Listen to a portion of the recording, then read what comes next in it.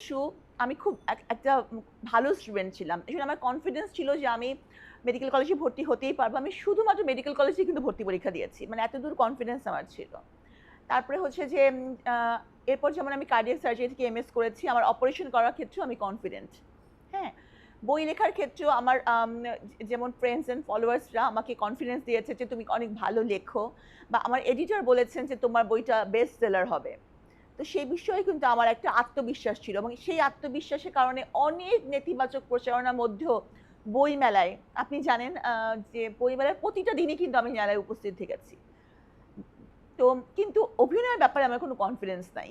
কারণ আমার কোনো অভিনয়ের প্রতিভা নাই এবং এই ব্যাপারটা আমি কখনো যে খুব মুভি বোদ্ধা এরকমও না, মুভি দেখেছি তাও না। অনেকে থাকে না যে মুভি দেখে, সেটাও আমি কখনো করিনি। তো মুভির ক্ষেত্রে আমি বলব যদি কোনো দক্ষ পরিচালক আমাকে দিয়ে অভিনয় করিয়ে নিতে পারেন এবং ওরকম কোনো চরিত্র থাকে তাহলেই হয়তো আমি মুভিতে যাব। কিন্তু আপনার কাছে কি এমন কোনো গল্প বা কোনো কিছু আছে যেটি আপনি সমাজকে দেখাতে চাচ্ছেন মুভি আকারে?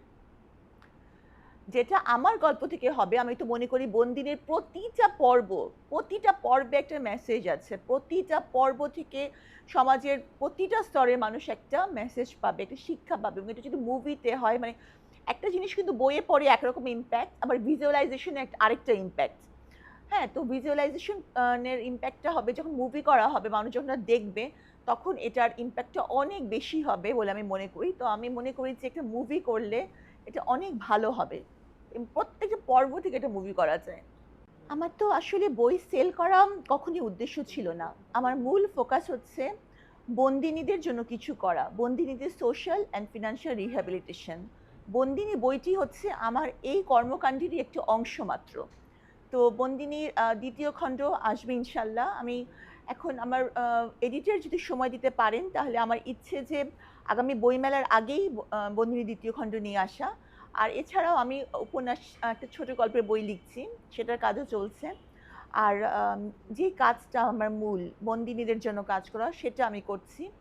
সেই সাথে আমার তো পড়া আছে আপনারা জানেন এবং আমি এখন যে আমি একটা ব্রত নিয়েছি যে আমি এখন বেশিরভাগ সময় ইন্ডালজ থাকবো সমাজসেবামূলক কাজে। তো সেগুলা করছি। এটার জন্য সময় নাই একদম।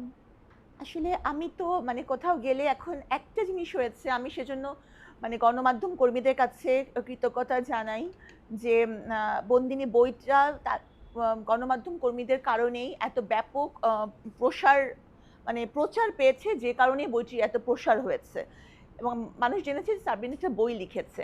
তো এরপর বইটা পড়ার পরে তো প্রচুর পজিটিভ রিভিউ আমি পেয়েছি শুধু দেশে কিন্তু না, দেশের বিভিন্ন প্রত্যন্ত অঞ্চল এবং দেশের বাইরেরও প্রচুর পাঠক বইটি পড়েছেন, অনেক কষ্ট করে আত্মীয়স্বজনের মাধ্যমে সংগ্রহ করেছেন। তো এটা আমার বিরাট প্রাপ্তি এবং বাইরে থেকে অনেকেই যোগাযোগ করেছেন। বাইরের চ্যানেলগুলাও আমার যেগুলো দেশ মানে বাংলা ভাষাভাষীদের জন্য যেসব চ্যানেল আছে, উনারা আমার সাক্ষাৎকার নিয়েছেন।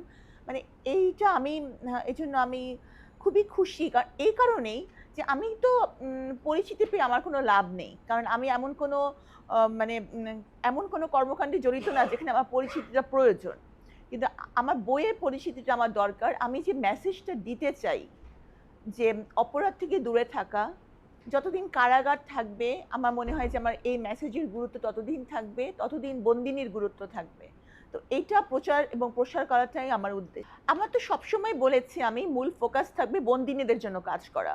কিন্তু তারপরে বন্দিনীদের জন্য কাজ করতে গিয়ে অনেকেই ঠিক বুঝতে পারেন না যে আমি যে শুধুমাত্র বন্দিনীদের জন্যই কাজ করব। তো অনেক ধরনের রিকোয়েস্ট আসে। যেমন কোনো এলাকায় গিয়ে রোগী দেখার রিকোয়েস্ট আসে বা কাউকে ব্যক্তিগতভাবে সাহায্যের রিকোয়েস্ট আসে অথবা কোনো সমাজসেবামূলক কাজ যেমন ওই শীতকালে আমরা শীত বস্ত্র বিতরণ করার কাজ করেছি। এরপর যেমন এখন হচ্ছে তৃষ্ণার্তকে পানি খাওয়ানোর কাজ। মানে এই কাজগুলো চলছে, চলবে। আর আমি মনে করি যে যেহেতু মানুষ আমাকে ভালো কাজে বা মন্দ কাজে যেকোনো কাজে সম্পৃক্ততার জন্যই চেনে, তাহলে যারা আমাকে ভালো আ জানেন তারা তো অবশ্যই আমার কোনো ভালো কাজ দেখে অনুপ্রাণিত হবেন যে ঠিক আছে সাবরিনা যখন করছে তাহলে আমরাও একটু করি। আর যারা অপছন্দ করেন, যারা আমাকে ভালো জানেন না, খারাপ জানেন, তারাও হয়তো ভাববেন যে সাবরিনা খারাপ মানুষ হয়ে যদি এই ভালো কাজটা করছে, তাহলে আমি তো অনেক ভালো মানুষ। তাহলে আমি তো আরেকটু বেশি ভালো কাজ করা উচিত। তো আমার মনে হয় যে আমার এই কাজের জন্য সবাই